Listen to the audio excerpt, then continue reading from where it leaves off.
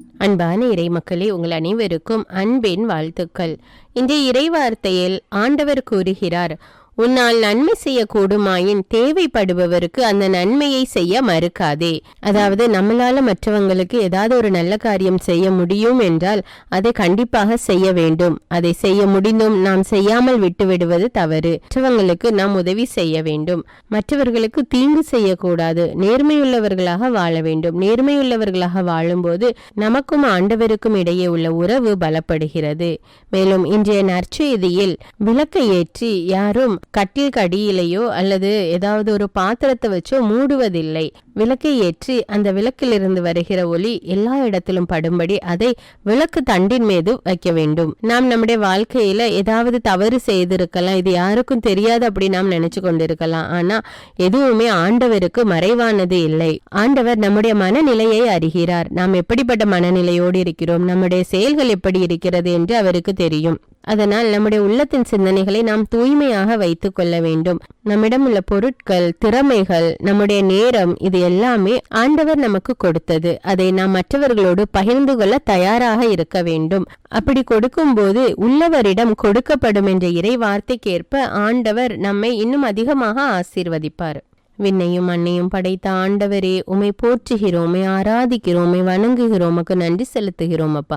இந்த காலை வேளையில உடைய சமூகத்துல நாங்க கூடி வர செய்த கிருபைக்காக நன்றி தேவனே. இயேசுவே, எங்கள் வழிகாட்டியே, எங்களுடைய செயல்கள், எங்களுடைய சிந்தனைகள் எவ்வாறு இருக்க வேண்டும் எங்களுக்கு கற்று தந்த ஆண்டவரே, உமக்கு நன்றி ராஜா. உமை ஆராதிக்கிறோம், உமை வணங்குகிறோம் அப்பா.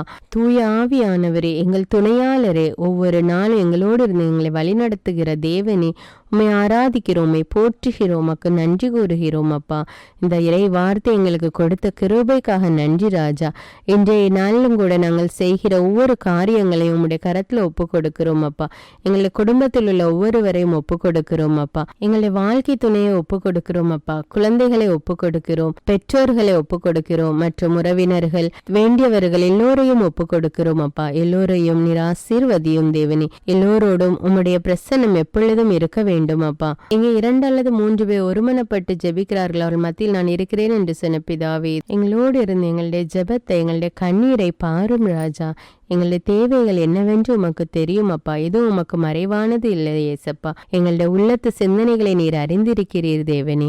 இரக்கத்தின் ஆண்டவரே, வல்லமையின் தேவனே, எங்கள் ஒவ்வொருவர் மீது உம்முடைய இரக்கத்தை, அன்பையும் வல்லமையும் ஊற்றும் அப்பா. அநேக பிள்ளைகள் குழந்தை பாக்கியத்திற்காக ஜெபித்து கொண்டிருக்கிறார்கள் அப்பா.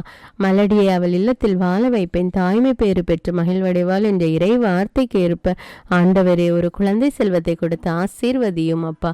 அந்த பிள்ளைகளுடைய உள்ளத்தின் ஏக்கத்தை நிறைவேற்றும் அப்பா, வழி நடத்தும் அப்பா. மேலும் அநேக வாலிப பிள்ளைகள் தங்களுக்கு ஒரு வேலை வாய்ப்பு கிடைக்கவில்லையே என்று வருந்தி கொண்டிருக்கிறார்கள் அப்பா. அந்த வேலையின் மூலம் அவங்களுடைய குடும்பத்தை ஒரு அடுத்த நிலைக்கு கொண்டு வரலாம் என்ற வாஞ்சையோடு காத்திருக்கிறார்கள் அப்பா. அவர்களுடைய உள்ளத்தின் வாஞ்சை அறிகிற தேவன் நீரேசப்பா. அவர்களுக்கு நல்ல வேலையை கொடுத்து அவர்களுடைய குடும்பத்துக்கு ஒரு ஆசீர்வாதமாக இருக்க கிருபை செய்யும் அப்பா. ஆசீர்வதியும் ராஜா. அன்பின் தேவனே, எங்களிடம் உள்ள திறமைகளை, எங்களுடைய நேரத்தை, அதை தேவைப்படுபவர்களுக்கு ஏற்ற நேரத்தில் அவர்களுக்கு உதவி செய்யக்கூடிய நல்ல உள்ளத்தை கொடும் அப்பா. அப்படி நாங்கள் செய்ய தவறிய நேரங்களுக்காக உம்மிடம் மன்னிப்பு கேட்கிறோம் அப்பா. எங்களுடைய வாழ்க்கையிலே நாங்கள் செய்கிற எல்லா தவறுகள், குற்றங்கள், குறைகளுக்காக எங்களை மன்னியும் ராஜா. எங்களுக்காக சிலுவையிலே பாடுகளை ஏற்று மரித்த தேவன் ராஜா. நீர் எங்களுடைய பாவங்களுக்காக நீர் சிலுவை மரணத்தை ஏற்றுக்கொண்டிருப்பா. எங்களை மன்னியும் ராஜா. இரக்கத்தின் தேவன், உம்முடைய இரக்கத்தினால எங்கள் ஒவ்வொருவரையும் நிரப்பும் அப்பா. எங்கள் ஒவ்வொருவரையும் தாழ்த்தி உம்முடைய கரத்தில் ஒப்பு கொடுக்கிறோம் அப்பா. ஆசீர்வதியும். இயேசுவின் நாமத்தில் ஜெபிக்கிறேன், ஆமீன். முதல் வாசகம் நீதிமொழிகள் நூலிலிருந்து வாசகம். அதிகாரம் 3, இறை வார்த்தைகள் 27 முதல் 35. உன்னால் நன்மை செய்ய கூடுமாயின் தேவைப்படுபவருக்கு அந்த நன்மையை செய்ய மறுக்காதே. அடுத்திருப்பார் உன்னிடம் கேட்கும் பொருளை நீ வைத்து கொண்டே போய் வா, நாளைக்கு தருகிறேன் என்று சொல்லாதே. அடுத்திருப்பார்க்கு தீங்கிழைக்க திட்டம் தீட்டாதே. அவர்கள் உன் அருகில் உன்னை நம்பி வாழ்கின்றவர்கள் அல்லவா?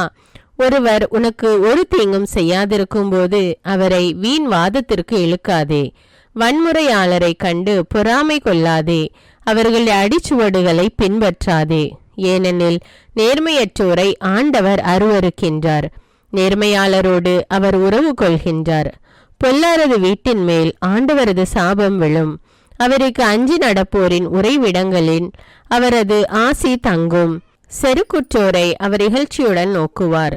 தாழ்நிலையில் உள்ளவர்களுக்கோ கருணை காட்டுவார். ஞானமுள்ளவர்கள் தங்களுக்குரிய நன்மதிப்பை பெறுவார்கள். அறிவிலிகளோ இகழப்படுவார்கள். இது ஆண்டவரின் அருள்வாக்கு. இறைவனுக்கு நன்றி. நற்செய்தி வாசகம். புனித லூக்கா எழுதிய தூய நற்செய்தியிலிருந்து வாசகம். அதிகாரம் 8, இறைவார்த்தைகள் 16 முதல் 18. அக்காலத்தில் மக்கள் கூட்டத்தை நோக்கி இயேசு கூறியது: எவரும் விளக்கை ஏற்றி அதை ஒரு பாத்திரத்தால் மூடுவதில்லை, கட்டிலின் கீழ் வைப்பதும் இல்லை. மாறாக உள்ளே வருவோருக்கு ஒளி கிடைக்கும்படி அதை விளக்கு தண்டின் மீது வைப்பர்.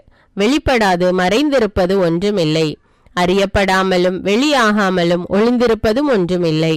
ஆகையால் நீங்கள் எத்தகைய மனநிலையில் கேட்கிறீர்கள் என்பது பற்றி கவனமாயிருங்கள். உள்ளவருக்கு கொடுக்கப்படும், இல்லாதவரிடமிருந்து தமக்கு உண்டென்று அவர் நினைப்பதும் எடுத்துக்கொள்ளப்படும். இது கிறிஸ்துவின் நற்செய்தி. கிறிஸ்துவே உமக்கு புகழ்.